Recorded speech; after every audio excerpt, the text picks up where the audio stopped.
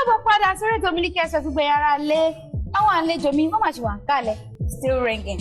Now brother mi ẹ jẹ́ ká padà sórí owó ọ̀rọ̀ olówó dé torí owó ní kókó. Yes, for example any girlfriend. Sure. Àwọn náà ní. Àwọn náà ní.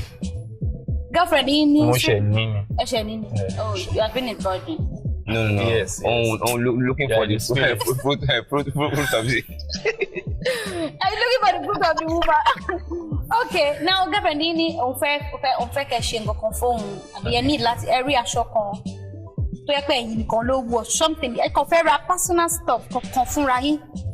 Ẹ dẹ̀ ní because mo pé comedy nìkan lè ń ṣe right? Yeah, sure. Any other means? At all. Now, do you have to sign before you go to that company account or tẹ́ bá ní ìdòwò ẹ máa ní láti sọ fún ara yín kó tó pé ẹ lówó àbí ẹ kò tètè lọ síbẹ̀? ATM wà lápò wọ́n ti bá ti ní nǹkan they are urgent kò ṣe nǹkan tí kí n máa ti sáré pé mo fẹ́ ṣe nǹkan báyìí máa kọ́ sáyé lọ bank máa lo ATM máa withdraw bá ti ṣe nǹkan fẹ́ ṣe tán maybe ti bá délé data nírọ̀lẹ́ mo ní wàá sọ pé guy mo sáré ṣe nǹkan báyìí ẹnu òkè ní wàhálà mi sẹ́wọ̀n àwọn ìbò do something sẹ́wọ̀n nínú wàhálà.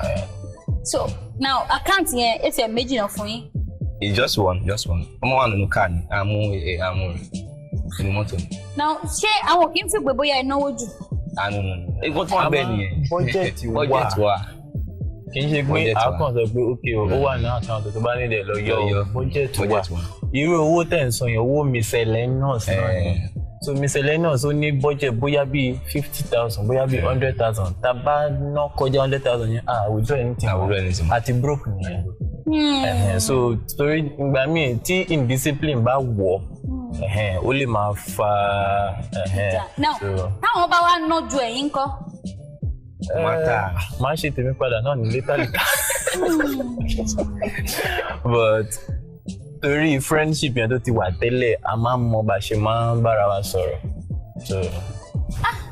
Wọ́n ní adùn ṣe bí nǹkan tí Ọlọ́run lọ́wọ́ sí aṣòro ṣe bí nǹkan tí Ọlọ́run lọ́wọ́ sí.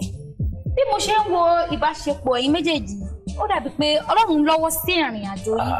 Bẹ́ẹ̀. Ọmọ ìjọ wo lẹ́yìn? Ìjọ kan náà lájọ ń lọ winners. That is Living Faith Church Ọ̀tà. Ẹ bá ń kí bàbá mi, ẹ bá ń kí bàbá mi, ẹ kí bàbá mi. Ẹ bá ń kí bàbá mi, Oyèdépò, ẹ kí bàbá mi. Ẹ kí bàbá mi Oyèdépò, ẹ kí bàbá mi Oyèdépò. Bàbá mi o, Daddy, you know you are a father of many nations. Láì ṣe two-face. Many nations kẹ̀. Mi ò lálẹ́ bí. It's in him. Ẹ wá ní wọ́n ní ó wà lára yín. No, it's in him. Ẹ ó wà lára wọn ti mọ̀ náà. Daddy, your children will do exploits. Wọ́n náà mọ̀ yóò ní gbẹ́sípò. It is well. Kọ̀ǹga ni. Wọ́n ti gbọ́ bẹ́ẹ̀ ni. Oh my God! Nígbà tá a lọ sí Ọ̀tà, a sọ fún wọn one-on-one náà. Fún wọn ní gbogbo àdúrà yẹn ó kù díẹ̀ fún wọn anointing yẹn lágbára. Now nígbà táyìn méjì tẹ́ bẹ̀rẹ̀ ǹjẹ́ ní mentor kankan industry àbí someone tó yẹ pé ẹ sọ pé wọ́n jẹ́ àwòkọ́ṣe fún yín? The only mentor ta ni we are really looking up to God and any because kind of brand tan ṣe yìí kò sí any mentor to suit there. Mentor. So alamaje mentor ara wa for now.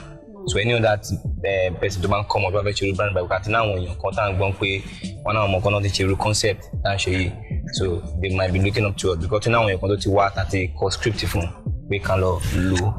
So àbẹ̀ fún ní guideline pé báyìí lè ṣe máa ṣe pé bẹ́ẹ̀ kọ́ wọ́n máa ka ẹ̀ wọ́n máa sọ wọ́n máa ní charisma àwọn facial expression wọ́n máa lò tí wọ́n máa fi jẹ́ kó dàpọ̀ So that means pé ẹ̀yin náà ẹ̀ tún fa àwọn èèyàn lọ́wọ́ sókè. Kí ni ìdí tẹ́yin fi ń ṣe bẹ́ẹ̀? Kí ni ìdí tẹ́yin fi ń fa àwọn èèyàn lọ́wọ́ sókè? Wọ́n ní ibi tó máa dé láyé you will still need to raise somebody to follow torí a successful person without ẹ ti ń sọ òyìnbó. No mi mọ. Okay, wọ́n túmọ̀ ẹ̀. Okay, interpreter ìdílé a successful person tí ò ní successor failure ni. Kí ló sọ ní. Orí ẹ̀ máa knock mi.